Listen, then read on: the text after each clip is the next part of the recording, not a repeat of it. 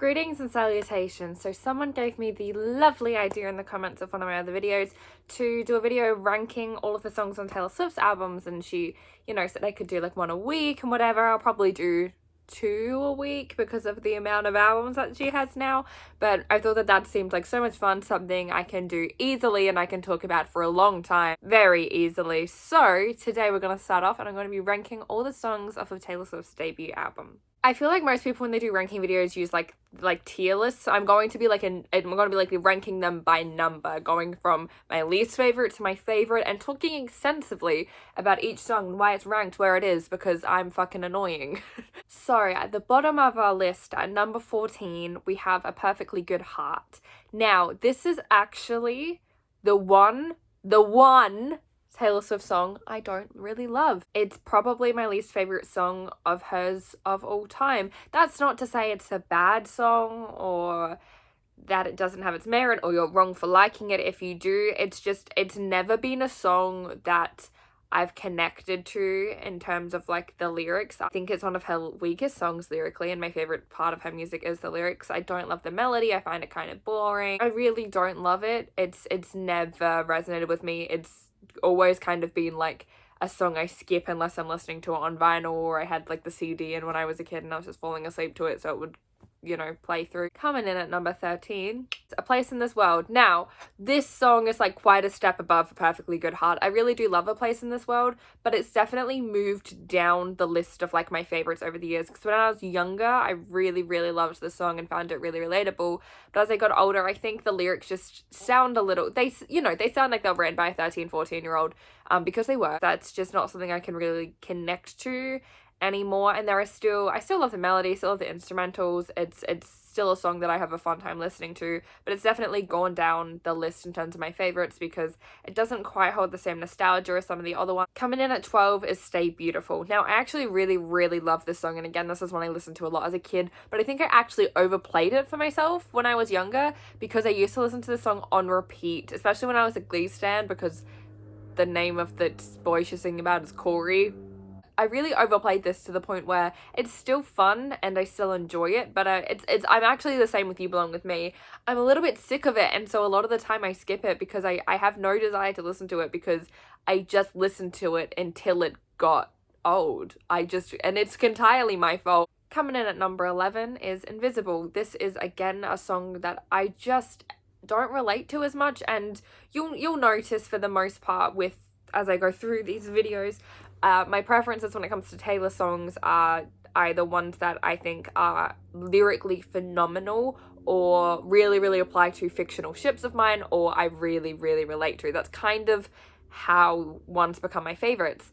I gained a newfound appreciation for this song after the Rep Tour when she sang it as a surprise song after someone in a meet and greet told her that it helped them come out. That made me appreciate the song a lot more and fall more in love with it, because this probably would have originally been at like number 13 for me because I've never really related to the story in this one. Coming in at number 10, this is also one that I haven't ever really related to, but I have a fun story about. Teardrops on My Guitar.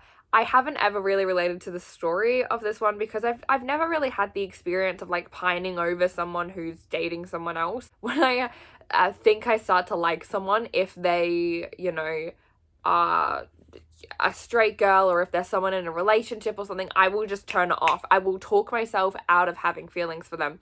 So I've never been at a situation where this song is really like the situation, because I don't have like, oh my god, I'm in love with you but you're in love with someone else. I've not really had that situation because I just switch those feelings off for myself before they get intense. I don't think that's very healthy. However, I have so much more love for it because of like tour performances, and the intro to it on the Fearless tour used to be one of my favorite things. And he would even talk to me about his girlfriend. Like that part in the Fearless tour I always loved, and so I have more nostalgia for this one for that reason. And also, fun story, the first time I ever had a crush, so I was like 12 years old and I had a crush on my friend. I didn't know what to do. I didn't know what the normal response to having a crush was. I didn't know what to do with these feelings that I'd just felt, because I wasn't a kid who had like crushes in like kindergarten or whatever. My first crush was when I was 12, and I was like, fuck, what do I do? My response was, I got home from school that day, immediately went on my iPad and just listened to Teardrops on My Guitar and repeat for like 3 hours, because I just thought that that was the normal thing to do.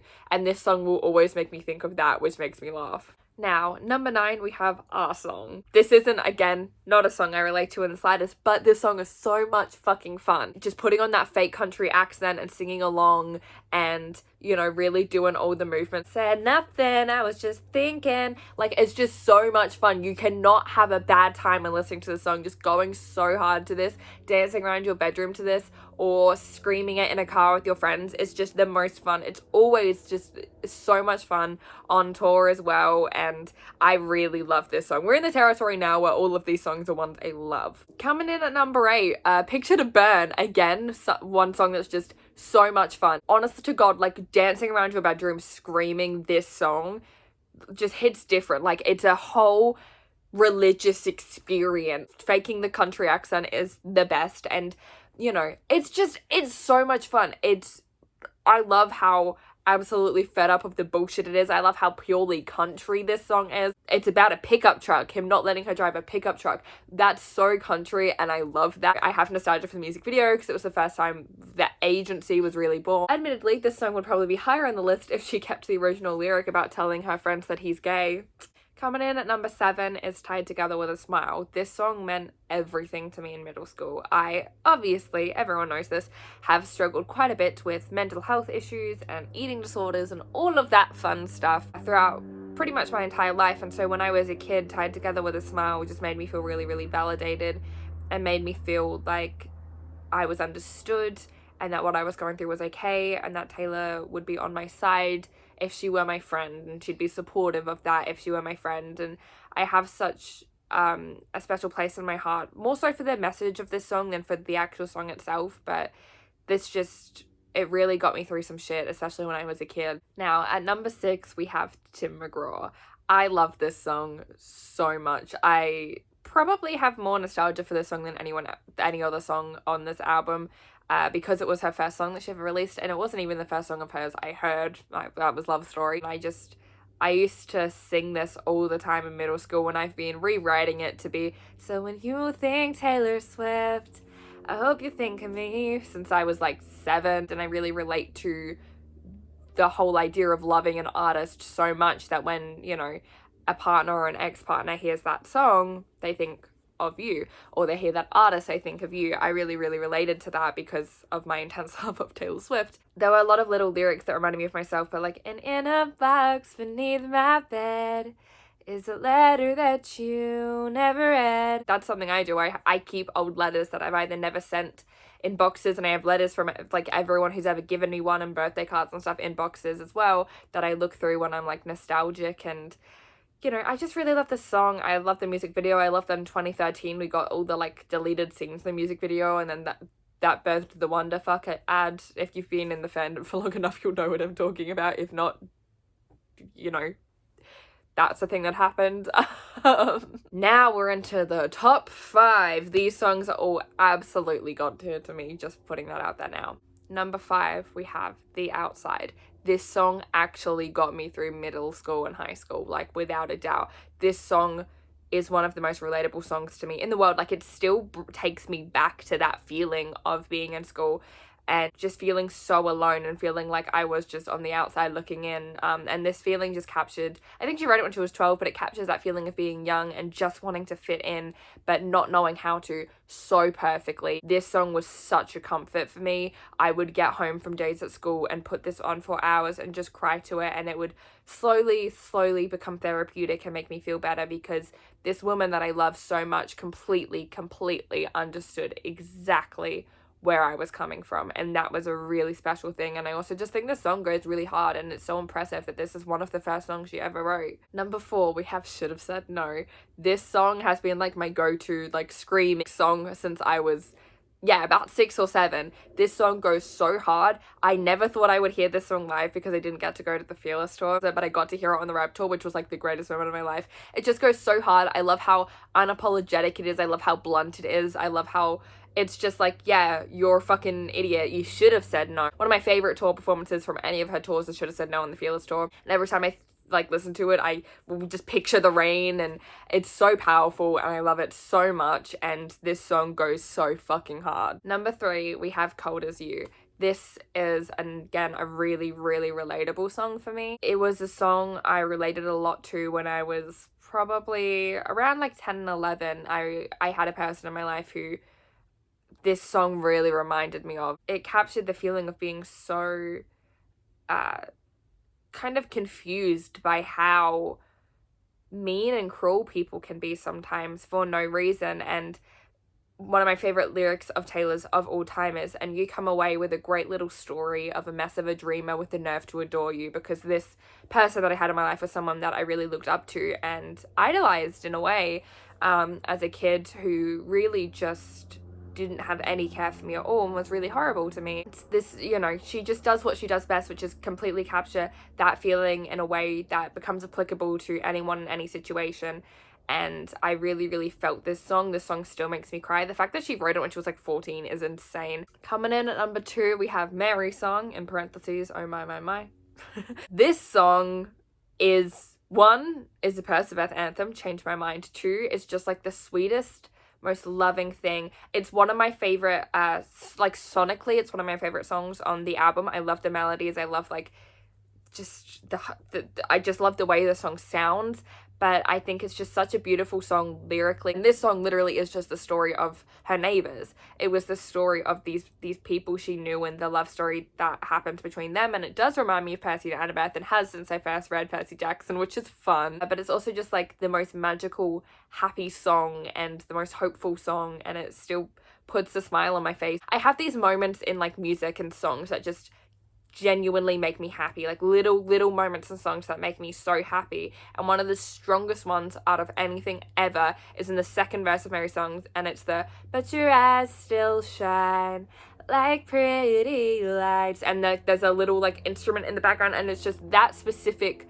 moment for some reason just makes me so happy. And this song as a whole just makes me so happy. And I can remember singing this song in vocal lessons when I was 11 or 12. I just love this song. I don't really have a reason for it. It's just free serotonin. Now, number 1 is I'm Only Me When I'm With You.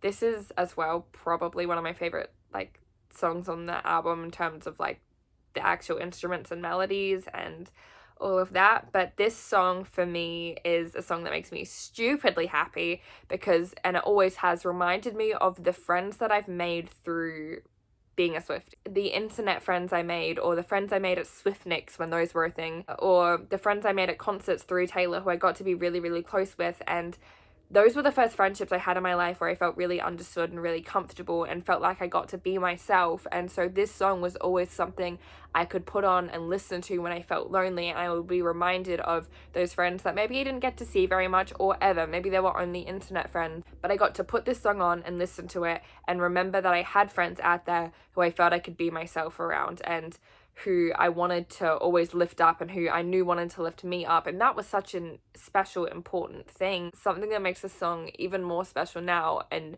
I can't really listen to it without crying anymore, is this was actually, why am I about to tear up? The surprise song on my first show of the Rep Tour in Melbourne, the show that I went to with one of my best friends in the world, Tyler, who I met through Taylor Swift. Tyler's one of my favorite people in the world still. She's one of my best friends in the world, and she's someone who I really, really felt for one of the first times in my life that I could be myself around 100%. The fact that we got to hear this live on the Reputation tour together at the first Taylor concert we went to together was so emotional. And I remember just hugging her, and at that show were my friends Claudia and Lily and Jake and Sarah and Ella and all of these friends that I'd made, and a lot of friends who I'd met for the first time or friends I hadn't seen for months. I got to see them all, and I knew they were in the crowd, and we were hearing this song together, and we were dancing to that song together in that moment. And that was really emotional for me, and still makes me really emotional. And so that, I don't think that'll ever move from the top spot in terms of my ranking of debut now. That song is